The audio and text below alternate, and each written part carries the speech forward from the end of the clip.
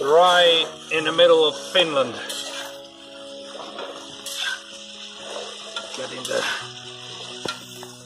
pork steaks ready. Looking good.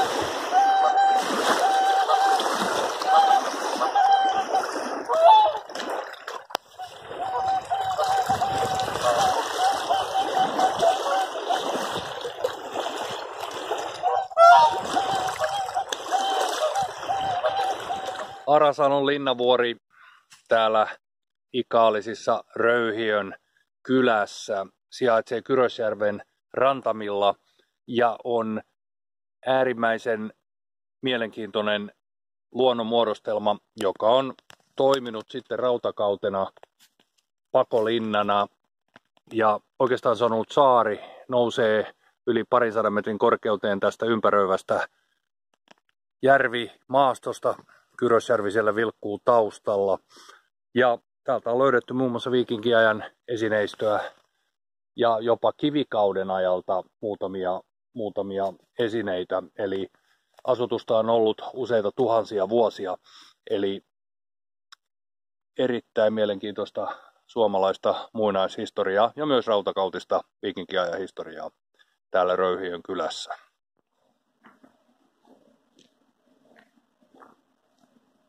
Pispalan uittotunneli valmistui 1930. Se on ainutlaatuinen Suomessa ja yhdistää Näsijärven ja Pyhäjärven keskenään. Tunneli on merkityksellinen puunjalostusteollisuuden tarpeisiin rakennettuna. Nykyään se palvelee lähinnä vapaa-ajan viettäjiä. Tunneliin liittyy monia tarinoita. Yksi niistä on Pispalan kirkon tuhoutuminen tunnelin rakennusvaiheessa. Lähden mukaan kierrokselle mielenkiintoiseen tamperelaiseen kohteeseen. Visavuori täällä Sääksmäellä kuuluu ehdottomasti niihin paikkoihin, mihin jokaisen suomalaisen tulisi tutustua. Täältä löytyy Emil Wikströmin taiteilijakoti ja Kari Suomalaisen aivan upea taiteilijaresidenssi myös.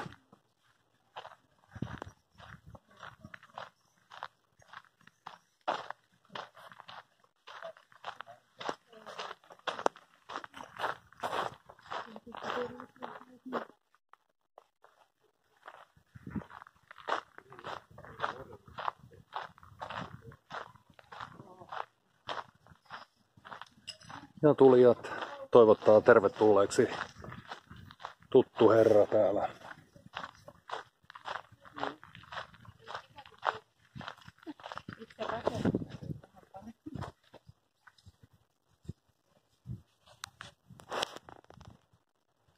Vesavuori on hieno paikka. Täältä löytyy paljon tuttuja. Muun muassa tämä herra toivottaa vierailijat tervetulleeksi tänne Emil Wikströmin jakkari, suomalaisen taiteilija kotiin. Täällä on hienoa vanhaa suomalaista arkkitehtuuria ja sitten tietysti taidetta. Ja tämä ympäristö on aivan mielettömän upea myös.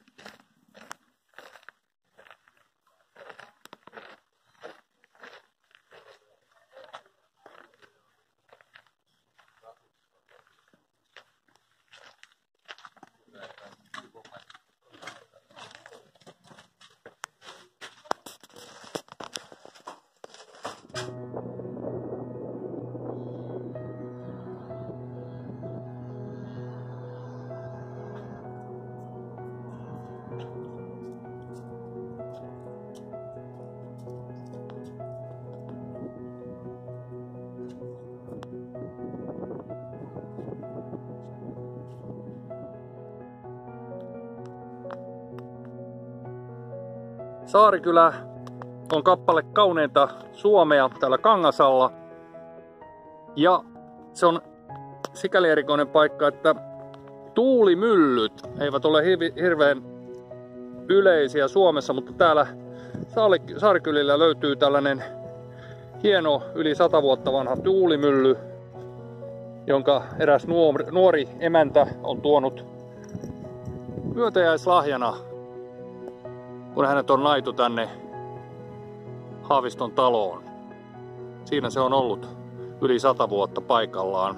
Vielä käytössä 1929, nyt museoituna. Loistava hieno paikka noin muutenkin, tämä Saarikylä.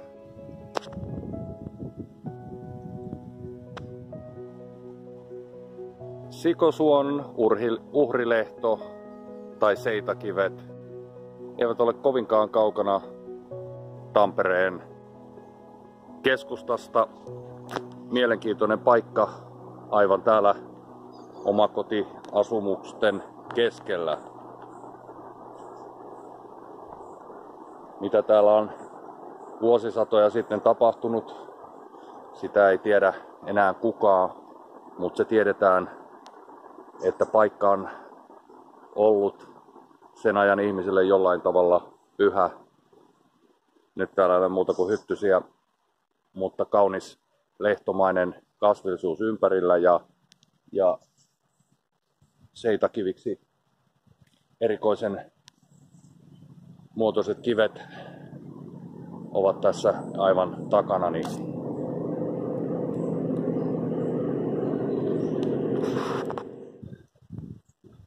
Suomi-sanan etymologiasta tai alkuperästä väitellään vielä tänäkin päivänä. Ei oikein tiedetä, että mistä tällainen Suomi-sana on sitten tullut nimittämään tätä maatamme ja kansalaisiamme. Yksi teoria on tässä ympärilläni.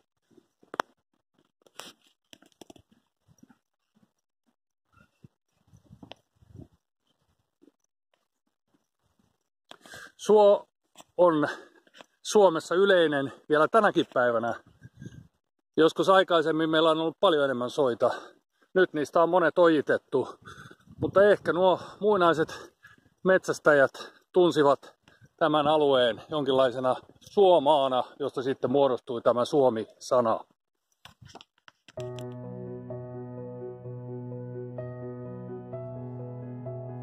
Not too many people around here, even though that it's located very close to the national park, one of the last real wilderness areas in Europe, to be honest. We've been there for a couple of days and nights, hiking and climbing the hills and mountains there.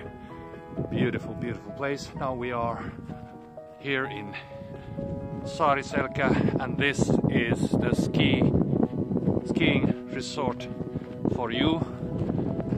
Totally off season now, as you can see, but here are some of the slopes and trails that they have during the winter. I think the season starts here around December or November and lasts all the way to the 1st of May or something like that. Anyway, it's a beautiful place. There's a lot of sort of places to rent and watch the Aurora Borealis, the Northern Lights, which is one of the big attractions in this area.